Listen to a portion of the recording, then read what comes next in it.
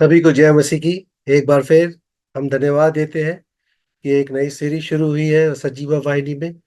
और सभी सुनने वाले मेरे साथ जुड़े लोगों का हार्दिक स्वागत है। मैं आप सबका हार्दिक स्वागत करता हूं। और एक बार फिर ये मौका मिला कि आपके साथ परमेश्वर के वचनों को बांट सके। प्रभु इस समय पर आपको आपको मुझको भी आशीष दे। और जो भी वचन आज की सुबह हम सुनते हैं मैं बोलने जा रहा हूँ, प्रभु उस पर भी अपनी आशीष दे। तो आइए शुरू करते हैं। हमारा जो आज हम शुरू करेंगे विलाप गीत से, द बुक ऑफ लेमेंटेशन। ये बहुत ही दुख भरी वो है, लेकिन जो वर्ष आज हम देखने जा रहे हैं और जिसके ऊपर हम मनन करेंगे, हम उसके बारे में थोड़ा देखते हैं कि वो हमें क्या कहती है। ये विलाप गीत उसका चैप्टर 3 और वर्ष 22 और 23 है। ऐसे लिखा है, हम मिट नहीं गए हैं, ये यहोवा की महाकरुणा का फल है, क्योंकि उसकी दया अमर है। प्रति भोर वो नई होती रहती है, तेरी सच्चाई महान है। ये बहुत ही फेमिलियर है हम मसीह लोगों के बीच में, और मोस्टली मॉर्निंग में भेजे जाने वाली एक वर्स है। ज्यादातर मॉर्निंग में लोग इसी वर्स को भेजते हैं। और ये हमें बहुत ज्यादा प्रेरित भी करती है कि हम कैसे अपने दिन को देखें, कैसे हम अपने परमेश्वर को देखें। और क्या परमेश्वर ने हमारे लिए आज का दिन जो बनाया है, जो हमें सुबह उठाया है, उसके लिए परमेश्वर की क्या योजनाएं हैं। क्योंकि इसमें लिखा है, प्रति भोर, हर रोज प्रभु की दया हमारे साथ होती है। हर रोज जब भी हम जागे तो परमेश्वर को धन्यवाद दे कि उसने हमें जिंदों की जमीन पर रखा, हमें जगाया, रात को अच्छी मीठी नींद दी और नए दिन में रखा। तो ये परमेश्वर को धन्यवाद देने वाली भी दो वर्ष है। और प्रति भोर का मतलब है रोज, हर सुबह। हर सुबह का मतलब हर दिन, every day. Every day whenever we woke up और say thanks to Lord first, प्रभु को धन्यवाद दें। आज हम इन दो वर्ष के द्वारा उन चार चीजों पर मनन करेंगे जो आज हमारे विषय है। और वो है, तो पहला तो है God's God's presence in our life, परमेश्वर की उपस्थिति हमारे जीवन में। दूसरा है द पर्पस ऑफ ट्रायल्स, जो हमारी परीक्षाएं आती हैं उसका क्या परमेश्वर क्या उससे चाहता है, उसका क्या मकसद है हमारे जीवन में। और तीसरी है the hope of redemption and restoration, जो हमारी छुड़ौती हुई है और उसका पुनर्निर्माण, जो दोबारा उसको पुनर्स्थापित करता है परमेश्वर, वो क्या है। और चौथा है और जो आखिरी है, साल्वेशन एंड इट्स इम्पोर्टेंस, परमेश्वर का जो उद्धार हमारे जीवन में है उसकी क्या महत्वता है, वो कितना जरूरी है हमारे जीवन में। उसके बारे में देखेंगे इन दो वर्ष के थ्रू। तो हम पहले जब हम इस पे जाते हैं, God's presence in our life, परमेश्वर की जो उपस्थिति है वो हमारे जीवन में, ये तभी जब संभव होगा जब हम नई सुबह में आते हैं, जब हम देखते हैं प्रभु का वचन हमसे क्या कहता है। भाई 22वें विलाप गीत के 22 में, हम मिट नहीं गए हैं, ये तो यहोवा की महाकरुणा का फल है, क्योंकि उसकी दया जो है वो अमर है, सनातन दया है उसकी। ये परमेश्वर की जो है, हम मिट नहीं गए हैं। आज हम नए जीवन में है, नए दिन में है, तो हम मिट नहीं गए हैं। प्रभु हमारे साथ है, प्रभु ने हमें नया दिन दिखाया है। ये प्रभु का हमारे लिए प्रेम है, ये प्रभु की हमारे लिए दया है, जो उसने हमारे ऊपर प्रकट करी है आज नए दिन के रूप में। और प्रभु की जो उपस्थिति है वो हमें दिखाती है कि हम जागे हैं, तो प्रभु की उपस्थिति है। प्रभु की उपस्थिति में हम हैं, तो हम जागे हैं। प्रभु की उपस्थिति का आभास हमें होता है, क्योंकि हम जब नए दिन में आते हैं तो हम परमेश्वर की उपस्थिति को महसूस करते हैं। वाह, क्या खूबसूरत बात है। परमेश्वर कितना प्यार करता है हम लोगों से, जब वो नए दिन को हमें दिखाता है ना। जब वो नए नई चीजों को हमारे सामने लाता है। कई लोग होते हैं जो सोते ही रह जाते हैं, है ना।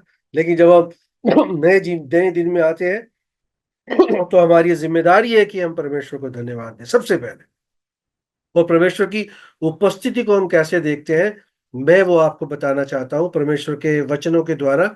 आपको बहुत बहुत अच्छा लगेगा कि परमेश्वर हमसे क्या कहता है, हर नए दिन के लिए, हर नए जीवन के लिए, हर उस शुरुआत के लिए जो परमेश्वर आपके जीवन में करना चाहता है।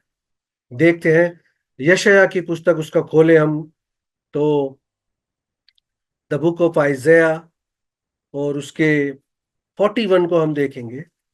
41 द बुक ऑफ आइजैया, उसका 41वां अध्याय, और उसकी 10वीं आयत को हम देखेंगे। 10वीं आयत ऐसे कहती है, यशायाह की पुस्तक उसका 10वां अध्याय और उसका 41वां अध्याय और उसकी 10वीं वर्ष हमें क्या कहती है? मत डर, क्योंकि मैं तेरे संग हूं। The presence of God. मत डर क्योंकि मैं तेरे संग हूं, इधर उधर मत ताक, क्योंकि मैं तेरा परमेश्वर हूं। मैं तुझे दृढ़ करूंगा और तेरी सहायता करूंगा। अपने धर्म में दाहिने हाथ से मैं तुझे संभाले रहूंगा। वाह! प्रभु कहता है मत डर। आज का दिन कैसा होगा इसके बारे में मत सोच, मैं तेरे साथ हूं। तू कमजोर है, मैं तुझे मजबूत करूंगा। तू आज के दिन का सामना करने के लिए मजबूर है, कमजोर महसूस कर रहा है, मैं तेरे पाँव को मजबूत करूंगा। मैं तेरी हिम्मत को मजबूत करूंगा। मैं तेरे उस विचारों को मजबूत करूंगा जो तू आज दिन भर में करना चाहता है।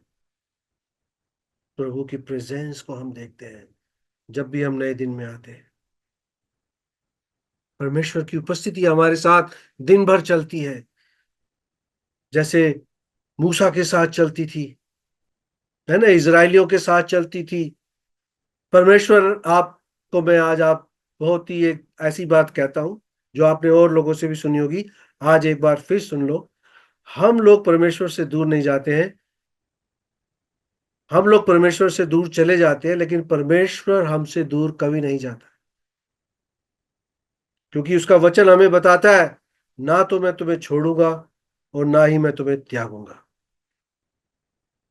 तो जब हम नए दिन में आए हैं, ये उसकी महाकरुणा का फल है। ये उसकी महाकरुणा का फल है कि जब हम नए दिन में आए हैं, ये उसकी कृपा दृष्टि है हमारे ऊपर। तो वो चाहता है कि मेरे बच्चे, मुझ पर विश्वास करने वाले, इस करुणा के साथ मुझ में आगे बढ़े, इस साहस के साथ बढ़े, इस दिन की शुरुआत इसके साथ करे कि तू मत डर, मैं तेरे साथ हूं, मैं तेरे संग हूं। साथ तो बड़ा अजीब सा वर्ड लगता है हिंदी का, लेकिन ये जो बाइबल में लिखा है, संग हूं का संग का मतलब है ऐसे बिल्कुल हमारे साथ चलता है परमेश्वर। और आगे क्या कहता है परमेश्वर? क्योंकि मैं तेरा परमेश्वर हूं, इधर उधर मत ताक। कोई जरूरत नहीं है इससे उससे किससे कहने की, मदद मांगने की। पहले मेरे पास आओ, पहले मुझसे मांगो। है, परमेश्वर कहता है मुझसे मांगो। मलाकी की पुस्तक में लिखा है, मुझसे मांग कर देखो, मैं तुम्हारे लिए आकाश के झरोखे खोल दूंगा। प्रभु हमारे लिए इस हद तक जा सकता है, और वो करता भी है। ये जब हम नए दिन में आते हैं तो प्रभु कहता है, आज के दिन में जब शुरुआत करो, पहले तो मत डर, मैं तेरे साथ हूं। फिर दूसरी बात, अगर तू घबरा रहा है, अगर तू परेशान है, अगर तेरे मन में कुछ चीज चल रही है, तू किसी बात को लेकर आगे बढ़ना चाहता है, तू किसी फैसले को आज की दिन करना चाहता है, तू किसी से कुछ बात करना चाहता है, तेरे परिवार में कुछ गड़बड़ है, तेरे ऑफिस में कुछ गड़बड़ है, इधर उधर मत ताक, पहले मुझसे बात कर। मैं तेरा परमेश्वर हूं। मेरे आगे उस बात को रख, उस विषय को रख, अपनी चिंता को रख, उस भाई को रख, उस बहन को रख, उस संबंधी को रख, उस ऑफिस के आदमी को रख।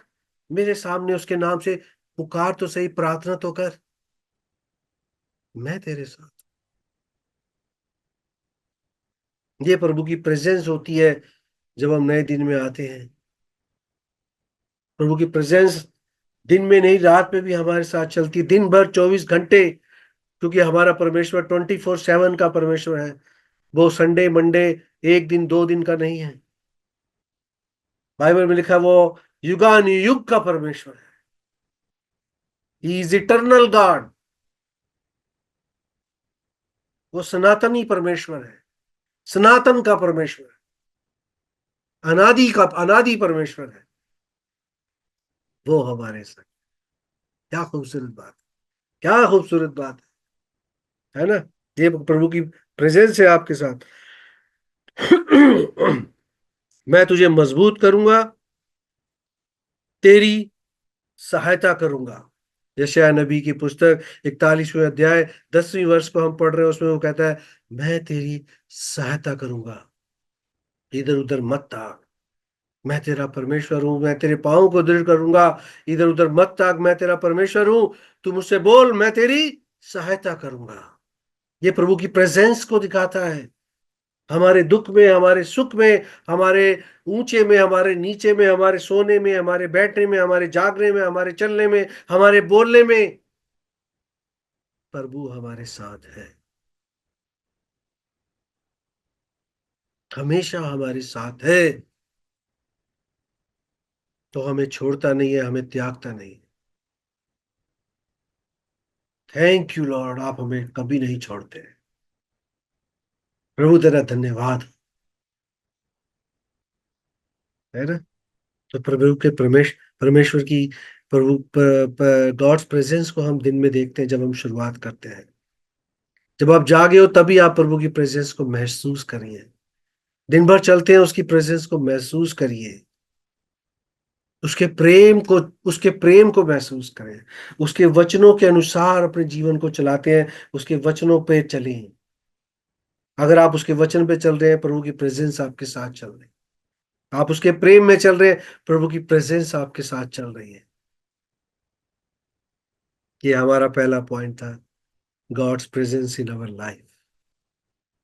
दूसरे में देखेंगे, द पर्पस ऑफ ट्रायल। देखिए, जब हम जीवन में आते हैं, जब हम जीवन को जीते हैं और हमारे जीवन में उतार चढ़ाव बड़े लगे रहते हैं। मसीह जीवन में परीक्षाएं बहुत आती है, ट्रायल्स, परीक्षा में हम बहुत ज्यादा आते हैं। कभी हमारे परिवार में हो जाता है, कभी हम जहाँ काम करते हैं वहां हम परीक्षा में आ जाते हैं, कभी हम संबंधों में आ जाते हैं, लोगों के साथ, पारिवारिक रिश्तेदारियों में हमारे पर ट्रायल्स, परीक्षाएं आती हैं।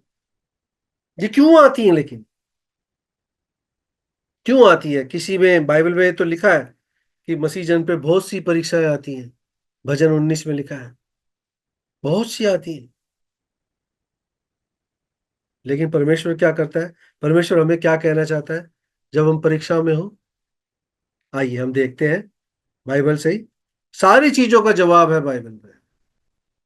क्या हो रहा है हमारे जीवन में, सारी चीजों का जवाब है। जवाबों की एक ही पुस्तक है, वो है बाइबल। अब हम देखें याकूब की पत्री, द बुक ऑफ जेम्स, उसका पहला अध्याय और उसके 2 में देखें। हे मेरे भाइयों, जब तुम नाना प्रकार की परीक्षाओं में पढ़ो तो इसको पूरे आनंद की बात समझो। आनंद की बात होती है परमेश्वर के, जब हम परीक्षा में पढ़ते हैं। अब ये आपके ऊपर है, आप उस परीक्षा को कैसे लेते हैं। रोने तो नहीं लग जाते, अरे मैं ही क्यों प्रभु, यार मेरे साथ ही क्यों ऐसा हो रहा है।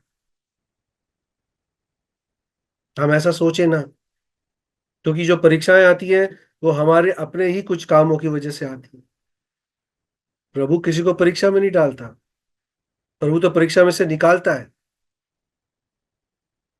हमारे ही कामों के द्वारा ये सारी चीजें हमारे जीवन में आती हैं। लेकिन हमें विश्वास रखना है, अगर हम एक सच्चे मसीह हैं तो बाइबल हमने अब अभी बता रही है, याकूब की पत्री 2 अध्याय, पहला अध्याय उसकी 2 वर्ष हमें बताती है, आप उसको आनंद समझो। क्योंकि परीक्षाओं में बाइबल हमें आगे ये भी बताती है कि जब हम खरे उतरते हैं तो हम उस जीवन के मुकुट को पाते हैं जो परमेश्वर ने हमारे लिए तैयार कर रखा। ये हर एक मसीह की इच्छा होनी चाहिए कि उस मुकुट को पाए, उस धार्मिकता के मुकुट को पहने जो प्रभु यीशु मसीह स्वयं उसके सर पर पहनाएगा, रखेगा उसको। ये हर विश्वासी को ऐसी उम्मीद करनी चाहिए, हमेशा, हमेशा। अगर हम उस मुकुट की लालसा रखते हैं तो हम उस मुकुट के लिए वैसे काम भी करें। परीक्षा में पढ़कर रोए ना, विलाप ना करें, रोते ना रहे, कोसते ना रहे, बल्कि प्रभु ये आपकी ओर से है। अयूब एक बहुत ही अच्छा उदाहरण है हमारे सामने। वाइफ तक ने उसको बोला, दोस्तों ने, कितने लोगों ने उसको कर्ज किया,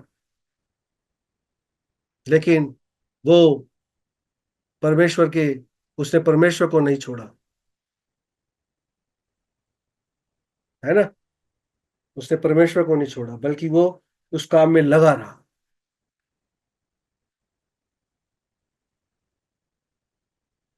तो परमेश्वर चाहते हैं कि आप लगे रहो, परमेश्वर के काम को करते रहो, है ना।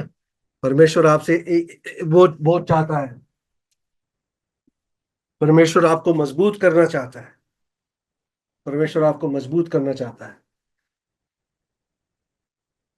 परमेश्वर आपको बहुत ज्यादा परीक्षा में जब आपके ऊपर दिक्कत आती है तो वो आपको मजबूत करना चाहता है, वचन के द्वारा, दोस्तों के द्वारा।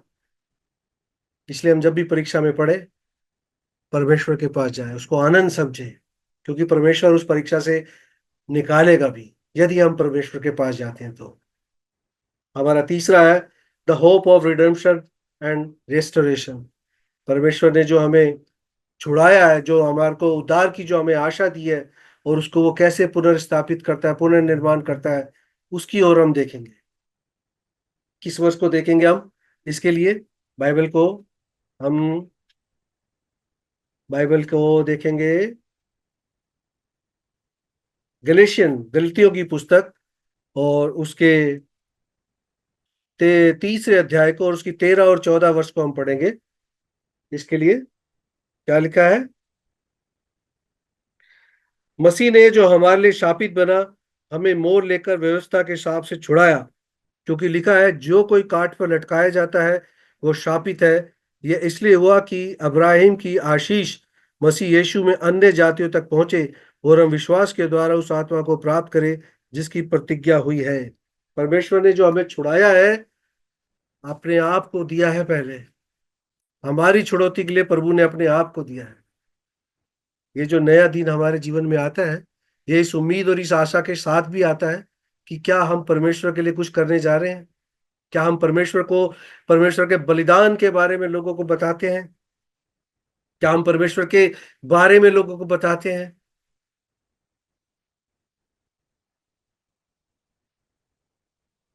ये इस बारे में भी, वो काट पर लटकाया गया, क्योंकि परमेश्वर की जो सबसे बड़ी आज्ञा है वो यही है कि जाओ और मेरे सुसमाचार को दुनिया भर में बताओ।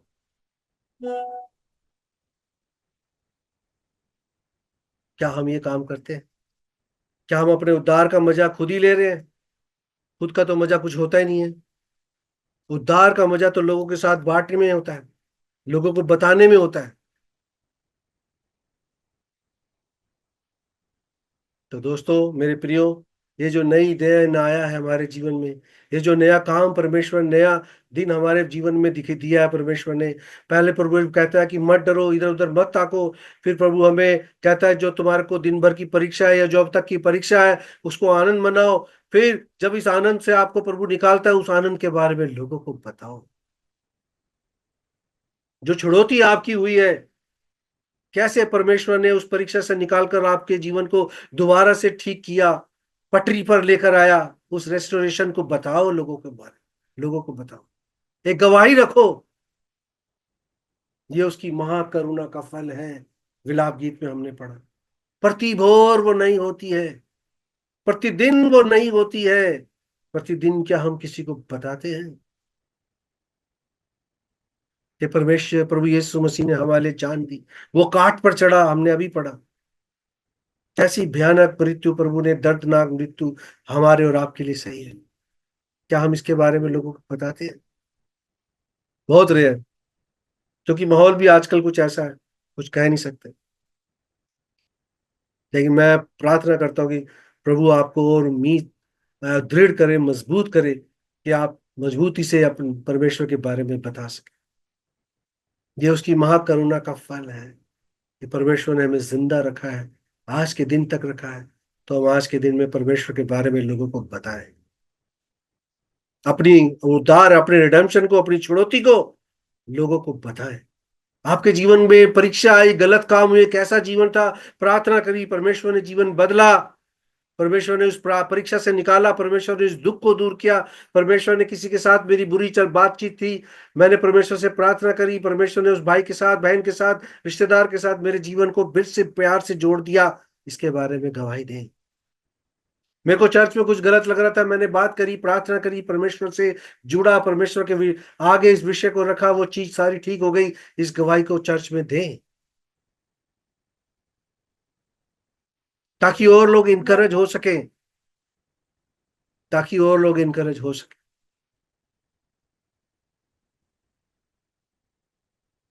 परमेश्वर चाहता है कि आप इस काम को करें, उसको बहुत खुशी होती है। सुसमाचार से बढ़कर कोई समाचार नहीं है इस दुनिया में। संदेश आप बहुत सुनते होंगे, लेकिन सुसमाचार बहुत इंपॉर्टेंट होता है। परमेश्वर के बारे में बताना, प्रभु यीशु मसीह इस दुनिया में क्यों आया, क्यों उसने जान दिया, वो कब आएगा, क्या करने आएगा, किस लिए आएगा, क्या करेगा, हमें पता है। ये दुनिया को, दुनिया बहुत ज्यादा अंधेरे में है भाई। मेरे प्रिय अजीजों, दुनिया बहुत ज्यादा अंधेरे में डूब रही है इस वक्त, बहुत बुरा हाल है, बहुत ही भयंकर हाल है।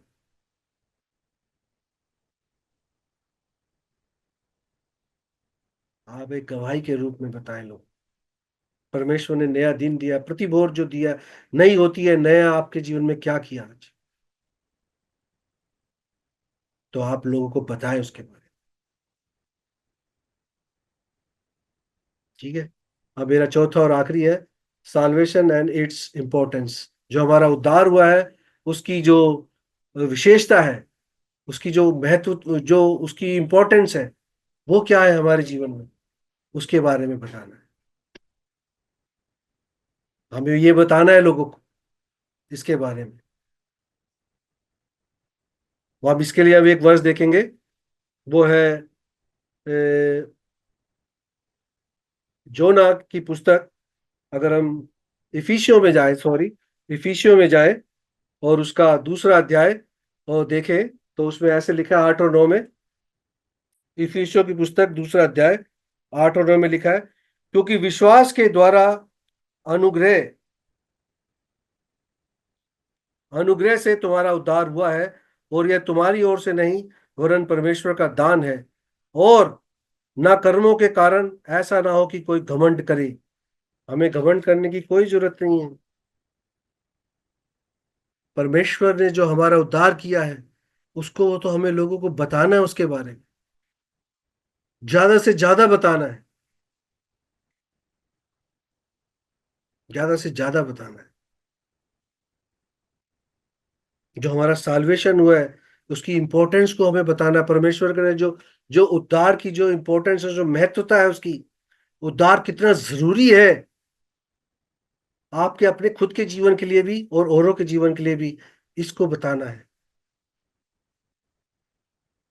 उद्धार का वो स्वाद लोग चख सके, उद्धार को, उद्धार का आनंद ले सके लोग, जैसे हम ले रहे हैं।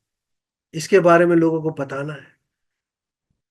प्रतिभोर वो नहीं होती है, हमारा उद्धार रोज लोगों के आगे रखा जाए, बताया जाए, कैसे हमारा उद्धार हुआ, कैसे परमेश्वर ने हमें छुड़ाया है, क्या कीमत उसने इस उद्धार के लिए चुकाई है। उसकी महत्वता को भी बताना है कि उद्धार आपके जीवन में कितना जरूरी है।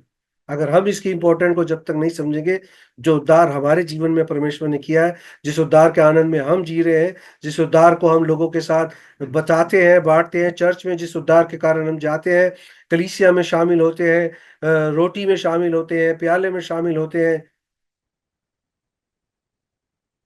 ये उस उद्धार के द्वारा ही संभव हुआ है कि हमारे नाम जीवन की पुस्तक में लिखे गए हैं। The book of life, our name is written through Christ salvation. उसी के उद्धार के द्वारा, प्रभु यीशु मसीह के बलिदान के द्वारा, इसके बारे में हमें लोगों को बताना है। जब तक हम नहीं समझेंगे इसकी महत्वता को, हम लोगों को क्या बता पाएंगे, कुछ भी नहीं। तो इस पे घमंड करने की भी कोई जरूरत नहीं है। कई लोग घमंड करें, हम तो उद्धार पाए, हम तो कुछ नहीं करेंगे। मेरा काम कोई ना है प्रभु के बारे में बताने का, वो तो एवेंजलिस्ट का है।